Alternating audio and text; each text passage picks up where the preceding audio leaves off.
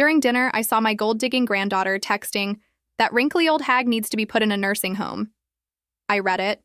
The next day, I announced I was moving out, and she'd be paying for her rent and college on her own. But let me tell you how we got there, because that message wasn't just cruel words on a screen. It was the moment my entire world cracked open. My name is Margaret, and at 68, I thought I knew what betrayal felt like. I'd been married to a man who left me for his secretary when I was 45. I'd watched friends turn their backs when money got tight. But nothing, absolutely nothing, prepared me for what I saw that Tuesday evening in October. Jessica had come over for our weekly dinner, just like she had every Tuesday for the past 6 years since she'd moved back to attend the local university. She was 24 now, my only grandchild, the daughter of my son who died in that car accident when she was barely 2 years old.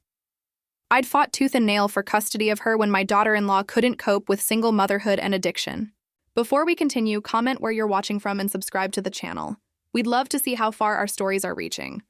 Those legal battles nearly bankrupted me, but I'd have done it again in a heartbeat. Jessica was all I had left of David. The kitchen smelled like pot roast and fresh bread, Jessica's favorite since she was little. I'd spent the afternoon preparing everything from scratch, the way she liked it. She sat at my small dining table, picking at her food while scrolling through her phone. Nothing unusual there. These days, young people seemed attached to those devices like they were lifelines. "How are your classes going, sweetheart?" I asked, refilling her water glass. "You've been so quiet about school lately." "Oh, you know, same old stuff," she mumbled without looking up. "Professor Williams is still being a pain about the semester project." I nodded, though something felt off. Jessica had always been chatty about her studies, especially her psychology courses.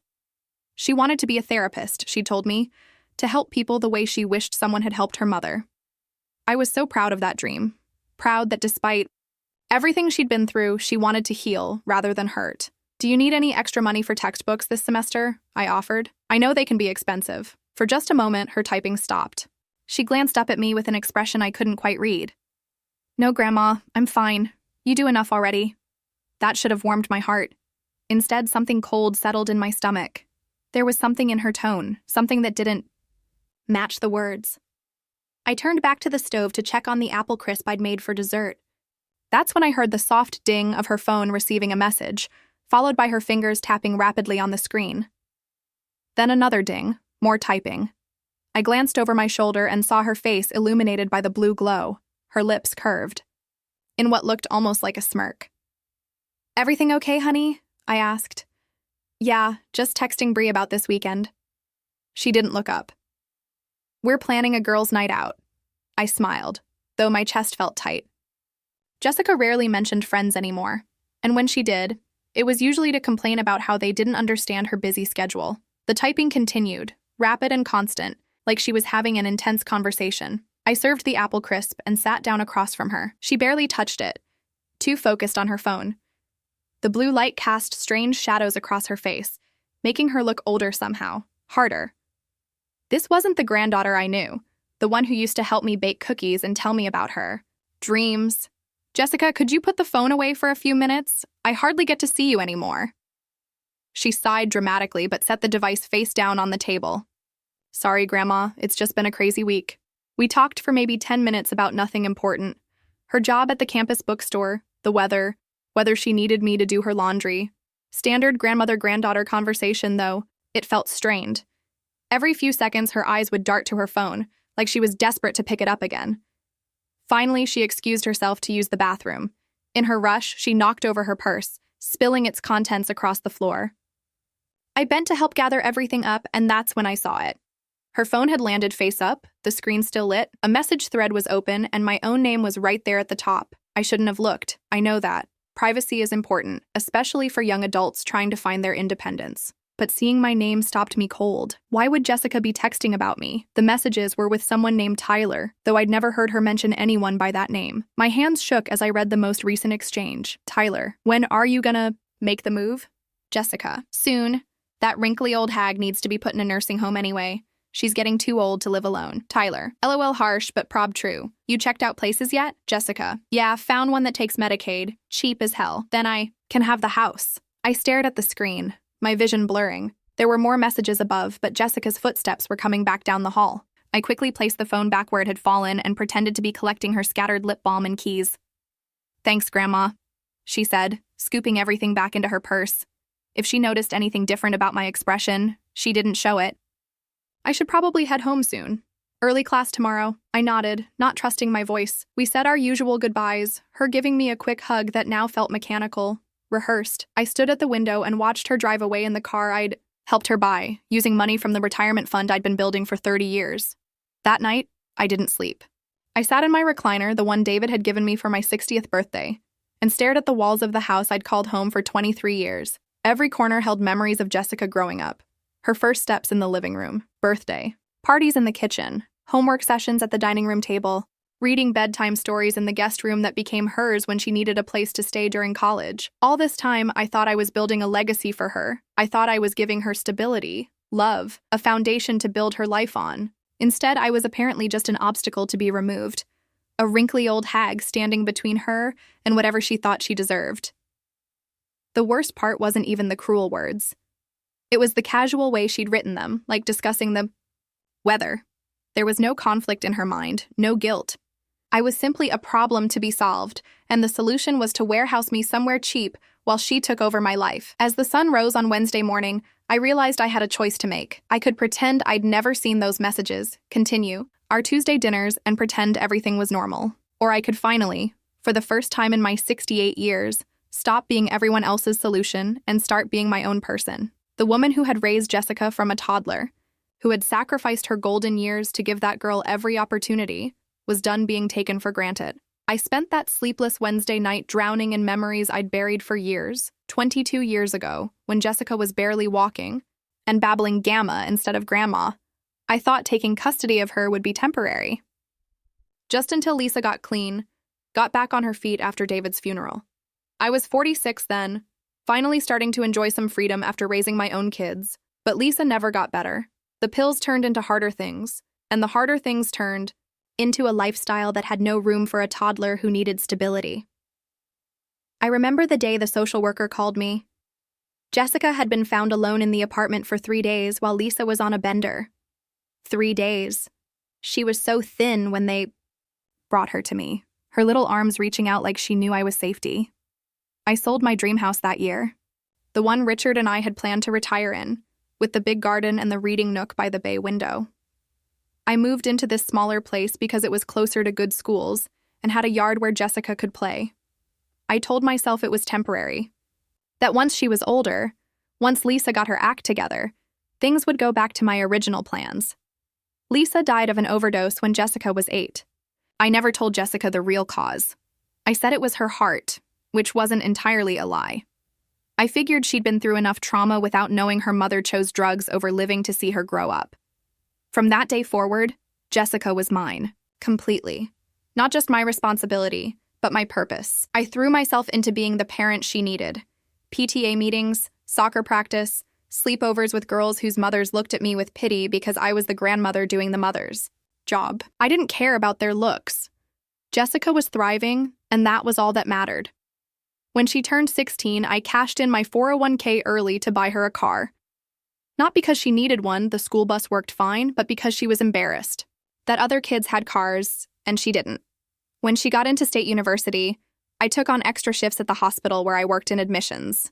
I was 62, planning to retire in a few years, but Jessica's education was more important than my tired feet. I worked until I was 67. 2 years passed when I'd planned to stop. My back ached from sitting at that desk all day, and my eyes burned from staring at computer screens. But Jessica needed money for textbooks and rent, and all the little expenses that come with college life. When she decided to switch her major from business to psychology, adding an extra year to her degree, I didn't complain. I just picked up more hours. Last year, when she said she wanted to take a year off to find herself, I supported that too. She moved into a nice apartment across town, and I helped with the deposit and first month's rent. When she decided to go back to school this fall, I was proud of her for making that choice. I increased her monthly allowance to help with the transition. All those years, all those sacrifices, I thought we were building something together. A bond. A future where she'd remember the grandmother who never said no, who always put her needs first. I imagined holidays when she'd bring her own children to visit, and she'd tell them stories about how Grandma Margaret always made everything okay. But sitting in that recliner on Wednesday night, staring at the photographs covering my mantle, all those memories felt different. Every picture of Jessica's graduation, every birthday party, every Christmas morning looked like evidence of my own foolishness. Had she been performing even then? Had any of her smiles been real? I remembered. Her 18th birthday party. I'd invited all her friends, spent weeks planning it. She seemed so happy that day, hugging me tight and whispering, "Thank you for everything, Grandma. I love you so much." But now I wondered if she was already calculating how much longer she'd have to pretend. The house felt enormous and empty around me. Every room echoed with conversations we'd had, moments I'd treasured. Her doing homework at the kitchen table while I cooked dinner. Her practicing her driving test questions out loud while I folded laundry. Her telling me about boys she liked, asking for advice about friends who were being mean. Had any of it been real? Or was I just the convenient caretaker, the free housing, and meal service until she could figure out how to take over completely? I thought about all the times family members had made comments about my situation. My sister Ellen had said more than once, "You're too generous with that girl, Margaret. You'll regret spoiling her someday." My neighbor Mrs. Patterson had watched Jessica come and go over the years, always making observations about how I did everything for her while she did nothing in return. I'd defended Jessica every time. She was young, I'd say. She was dealing with trauma from losing her parents. She'd appreciate everything when she was older, but they'd seen something I hadn't wanted to see. Or maybe I had seen it and chose to ignore it, because facing the truth would have meant admitting that the most important relationship in my life was built on my delusion.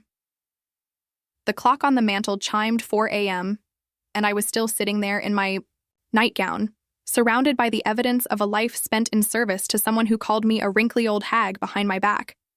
Someone who was planning to warehouse me in the cheapest nursing home she could find so she could inherit a house I'd kept beautiful for decades. I thought about those nursing homes. I'd visited friends in some of them over the years. The smell of disinfectant that never quite covered the smell of despair. The staff who were overworked and underpaid, doing their best but still unable to give individual attention to residents who spent their days staring at television screens or sleeping in chairs. The loneliness that seemed to seep from the walls. Jessica had researched places that take Medicaid, not places where I'd be comfortable or happy, just places that would accept government payment for my care while she lived in my house, slept in my bed, and probably threw away all the photos of our life together. For the first time in 22 years, I let myself imagine a different future. Not one where I was warehoused away from everything I loved, but one where I made my own choices about how to spend whatever years I had left. Where I wasn't just someone's burden to be managed, but a person with my own desires and dreams. Ori. Woman in those nursing home beds, staring at daytime television and waiting for visitors who rarely came, didn't have to be me. Not if I refused to let it happen. As the sun started to rise, painting my living room in soft morning light, I realized something had shifted inside me during that long, dark night. The grandmother who had spent decades saying yes to everything Jessica wanted was gone. In her place was someone I barely recognized but was curious to meet, a woman who was finally ready to say no. Thursday morning came too soon, and not soon enough. I'd finally dozed off around sunrise, but by 9 a.m. I was wide awake, my mind sharp despite the lack of sleep. Everything looked different in the daylight. The house I'd loved for over 2 decades felt like a stage set, and I was seeing behind the curtains for the first time. My phone rang around 10. Jessica's name lit up the screen, and for a split second, my heart did that familiar flutter of joy it always did when she called. Then I remembered Tuesday night, and the feeling curdled into something cold and watchful. "Hi, Grandma." Her voice was bright, cheerful, the same tone she'd used thousands of times before. "I just wanted to thank you again for dinner. The pot roast was perfect, as always." "You're welcome, sweetheart." The endearment felt strange on my tongue now, like speaking a foreign language I was forgetting. I was thinking, maybe this weekend I could come help you with some yard work? The leaves are really piling up, and I know you worry about slipping on them. Such thoughtful words, such caring granddaughter behavior. If I hadn't seen those text messages, I would have been touched by her consideration. Instead, I found myself analyzing every syllable, looking for the calculation behind the kindness. "That's very thoughtful of you, Jessica." "Of course. You know, I worry about you living alone in that big house. Maybe we should talk about getting someone to help you with the heavier chores. There it was, the gentle push toward dependency, toward proving I couldn't manage alone. How many times had she made similar comments recently? How long had she been laying this groundwork? I manage just fine, I said, keeping my voice neutral. Oh, I know you do. I just think about you getting older and I want to make sure you're safe. That's all. After we hung up, I sat at my kitchen table with a cup of coffee and really looked at my house. Jessica was right about the leaves. The yard was a mess, and normally she would have already been over to help without being asked. But this offer felt different now. It felt like someone building a case.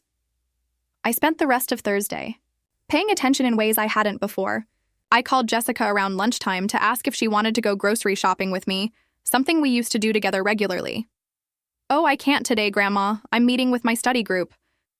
But in the background, I could hear music and laughter. That didn't sound like studying. When I drove past her apartment complex around 3 p.m., her car was in the parking lot. When I called at 4 to see how studying was going, she didn't answer. She texted back an hour later. Sorry, phone was on silent. Study group running late. These were small things, tiny lies that probably meant nothing by themselves, but they painted a picture I'd been too loving to see before. Jessica had been living a completely separate life from the one she shared with me, and I'd been too grateful for her attention to notice the gaps. Friday morning, she showed up at my door unannounced, with coffee and donuts from my favorite bakery. Surprise, she said, giving me a hug that felt performative now that I was looking for the performance. I thought we could have breakfast together before I head to class. We sat at my kitchen table, and she chattered about school, her job, her plans for the weekend.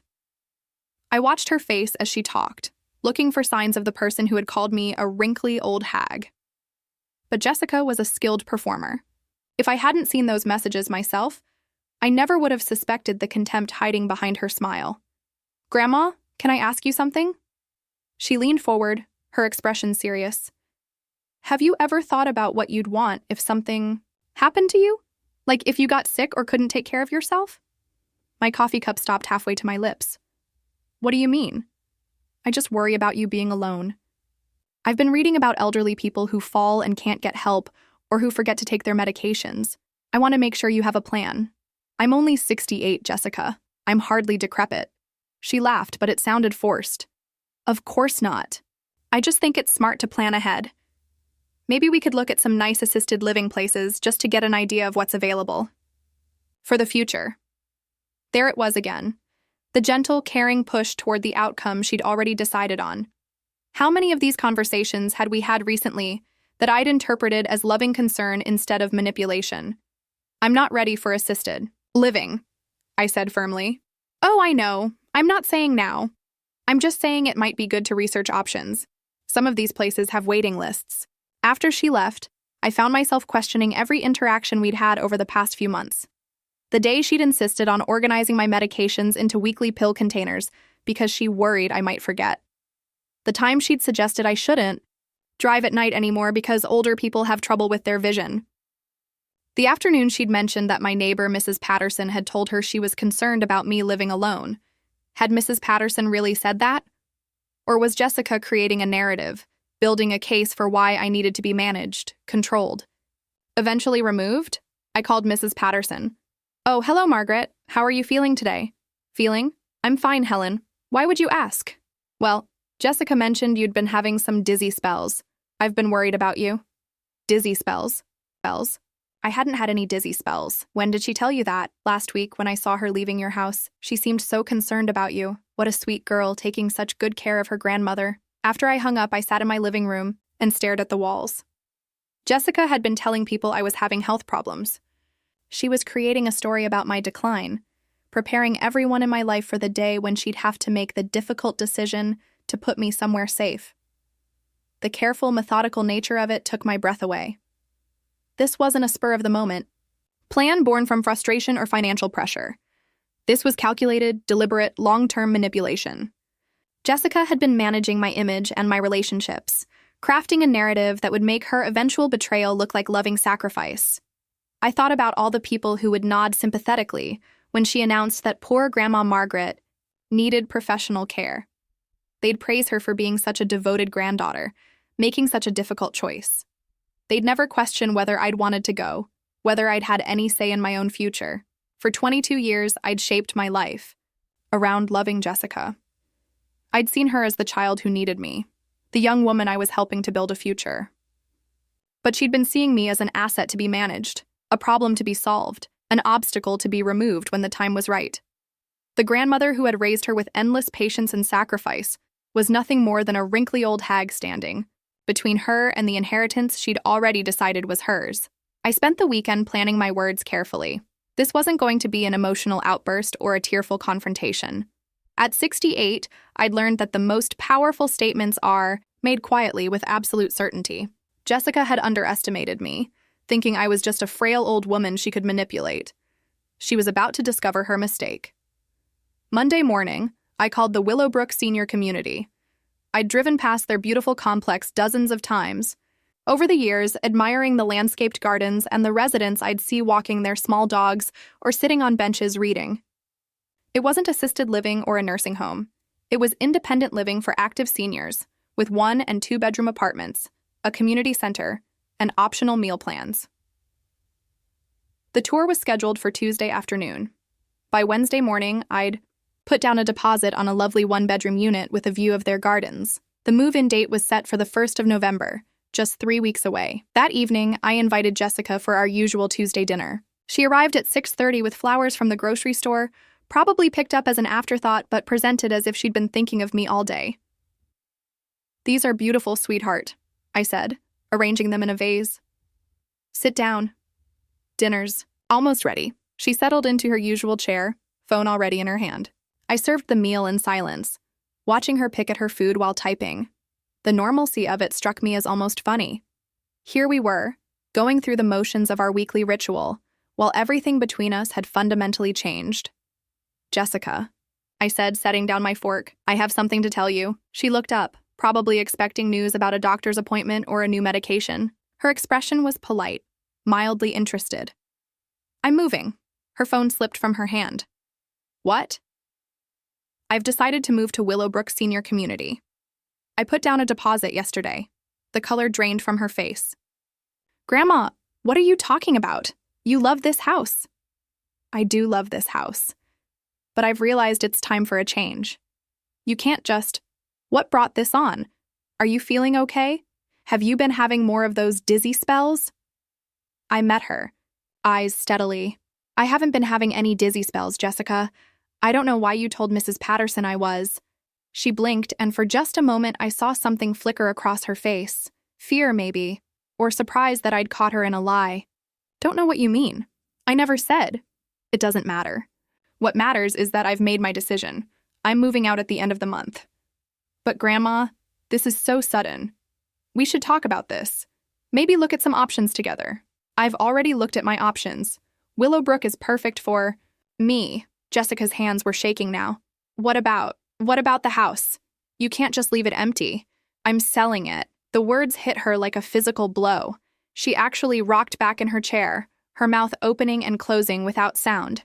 "You're selling the house?" she repeated slowly. "Yes. The real estate agent thinks we can get a good price. The market's strong right now, but this is the family home. This is where I grew up." "Yes, it is. And now I'm ready for the next chapter of my life." Jessica stood up abruptly, pacing to the window and back. "This doesn't make sense. You've never mentioned wanting to move. You've always said you'd die in this house. People change their minds. Not like this. Not without warning." She stopped pacing and stared at me. "Something's wrong. Are you sick? Is that what this is about?" "I'm fine, Jessica. I'm just tired of living alone in a house that's too big for me." "You're not alone. I'm here. I visit you all the time. Once a week for dinner." "That's not the same thing." She sat back down, leaning forward urgently. "If you're lonely, I could move back in. Just temporarily, while you figure things out." "I don't need to figure anything out. I've already figured it out." "Grandma, please, let's slow down and think about this rationally." "I have thought about it, very carefully." Jessica was quiet for a long moment, and I could practically see her mind racing, trying to find the right approach. When she spoke again, her voice was softer, more vulnerable. "I need you to know that you've been the most important person in my life. After my parents died, you saved me. You gave me everything." "Yes, I did. So why does it feel like you're abandoning me now? The manipulation was skilled. I had to give her credit for that. The tremor in her voice, the tears gathering in her eyes. If I hadn't seen those text messages, I might have been moved. I'm not abandoning you, Jessica. I'm just choosing to live my life differently. But what about my rent and tuition? You know I can't afford. There it was. Not concern for my well-being or sadness about losing our relationship. Panic about losing her financial support. You're 24 years old, I said calmly. It's time you learn to support yourself. I can't pay for everything on my own. My job at the bookstore barely covers groceries. Then perhaps you should look for a better job or take out student loans like other people your age. Jessica stared at me as if I'd suddenly started speaking a foreign language. You want me to take out loans? But you said education was important, that you didn't want me starting my career in debt? I also thought you were working toward a career you cared about. But if this is all just a way to delay having real responsibilities, maybe debt would motivate you to take things more seriously. She stood up again, this time with anger replacing the false vulnerability. I can't believe you're doing this to me. After everything we've been to each other. What have we been to each other, Jessica? The question seemed to catch her off guard. We're family. We're all each other has left. Family doesn't plan to warehouse each other in cheap nursing homes. The words hung in the air between us like a bomb that had finally exploded. Jessica's face went white, then red, then white again. I don't know what you're talking about. I think you do. We stared at each other across my kitchen table, and for the first time in 22 years, there were no pretenses between us. No loving grandmother and devoted granddaughter. Just two women who finally understood exactly where they stood. You read my messages, she said finally. I did. Jessica closed her eyes, her shoulders sagging. When she opened them again, the performance was gone. What remained was someone I barely recognized. You weren't supposed to see that. You weren't supposed to see that. The admission hung between us, more honest than anything Jessica had said to me in years. No denials, no explanations. Just the truth that she'd been caught. No, I wasn't. I agreed, but I did. Jessica slumped back into her chair, her hands covering her face. When she looked up, her eyes were red but dry. It's not what you think. What do I think, Jessica? You think I don't love you? You think I'm just using you? I waited, saying nothing. I do love you, she continued, her voice getting stronger. But loving someone doesn't mean you can't be practical about the future. You're 68, Grandma. You're not going to live forever. The casualness of it took my breath away. She was talking about my death like it was a business transaction she needed to plan for, and you thought the best plan was to put me away somewhere cheap so you could have my house. I researched good places, too, but insurance only covers so much, and I thought you'd want me to be smart with money. You always taught me to be practical. I taught you to be practical with your own money, not mine. Jessica's phone buzzed on the table. She glanced at it, and I saw her expression change. Who's texting you? Nobody important. But she was typing rapidly, her fingers flying over the screen. I could see the tension in her shoulders, the way she kept glancing at me while she typed. Jessica, who are you texting? Just Tyler. He's been helping me research places for you. He works at an assisted living facility, so he knows about these things. The same Tyler who thought it was funny that I'm a wrinkly old hag? She flinched. He was just joking around. He doesn't even know you. But you let him joke about me. You participated in it. It wasn't personal. It was just, we were frustrated about the situation. What situation? The situation where you have a grandmother who's been supporting you for over 20 years. Jessica's phone buzzed again. This time she didn't look at it, but I could see it was distracting her. Can you please put the phone away? It's important. More important than this conversation? She looked at the phone, then at me, clearly torn. Finally, she answered it. I can't talk right now, she said quietly. Then louder. No, she found out about the messages. I felt something cold settle in my stomach. She was talking about me, right in front of me, like I wasn't even there. Jessica, hang up the phone. Just give me 1 second. She turned away from me. Yeah, she's moving to some senior place. No, I don't know what happens to the house. I reached across the table and took the phone from her hand. Hey. Tyler? I said into the phone. Silence on the other end. Tyler, this is the wrinkly old hag. I wanted to thank you for your advice about nursing homes. Very helpful. I hung up and set the phone on the counter behind me. Jessica was staring at me with something that looked like shock. You can't just take my phone. I can in my own house. This is crazy. You're acting crazy. Am I? I think I'm acting sane for the first time in years. Jessica stood up, her chair scraping against the floor. I'm calling my Aunt Ellen. This isn't normal behavior, Grandma. Maybe you do need someone to help you make decisions. The threat was clear. If I didn't cooperate, she'd find other family members to declare me incompetent. Go ahead and call Ellen. Tell her I'm moving to a beautiful senior community and selling my house. I'm sure she'll be very concerned about my mental state. Jessica's confidence faltered. Ellen had been telling me for years that I spoiled Jessica too much. She wasn't likely to take Jessica's side against me. What about Uncle Robert?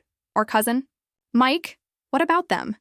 Do you think they're going to be upset that I'm finally putting myself first for once in my life?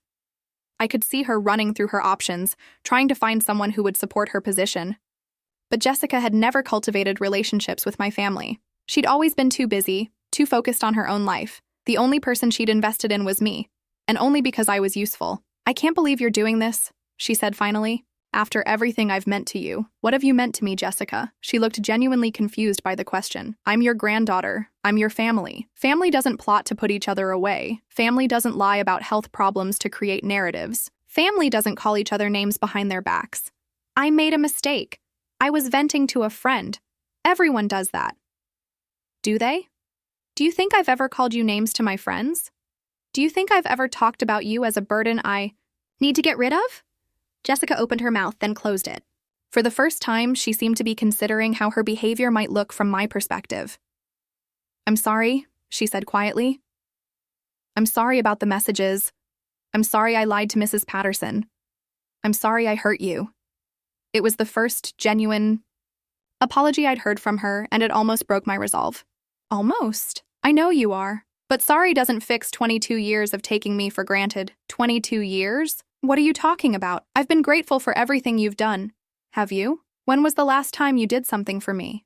That didn't benefit you somehow? Jessica stared at me, and I could see her mind working, trying to come up with examples. The silence stretched between us. I come to dinner every week, she said finally, because I cook for you and you don't have to buy groceries that night. I help with yard work when I ask you to, and usually I have to ask multiple times. I spend time with you. While you're on your phone, texting people about what a burden I am. Each response hit her like a physical blow. I could see her realizing that everything she'd thought was generosity on her part had actually been self-serving. So what happens now? She asked, her voice small. Now you learn to take care of yourself, and I learn to take care of me. And if I can't manage without your help? I looked at her, this young woman I'd raised and loved and sacrificed for, and felt something I'd never felt before. Not anger, not sadness, but a kind of peaceful finality. Then you'll figure it out, the same way I did when I was your age and had to raise a child alone. 6 months later, I was sitting in my sunny apartment at Willowbrook, having coffee with my neighbor Dorothy, when my phone rang.